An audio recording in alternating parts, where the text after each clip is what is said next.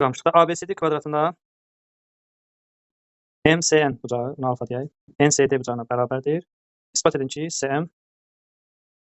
CM bu tabii ki hipotenüs. ND ilə bunu da başqa rəqəm edeyim. ND ilə BM-in cəminə bərabər. Deməli bu alfa açıq olur. Deməli olur bu 90 çıx alfa. Bu bucaq olur 90 çıx 2 alfa.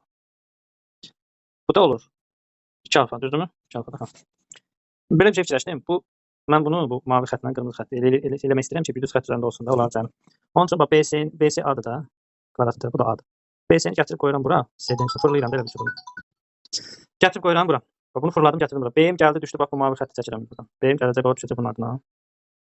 CM də o biri xətt olacaq, bax bu xətt. Oldu hipotenüs. Biraz balaca çəkim bunu. Oldu BM. Oldu mu? Belə bir ki o BMC düz bucağını fırladım, koydum bura. Zaten o tərəfləri ardı axı, oldu mu? İndi bax. Bunu belə fırladığıma görə bu oldu.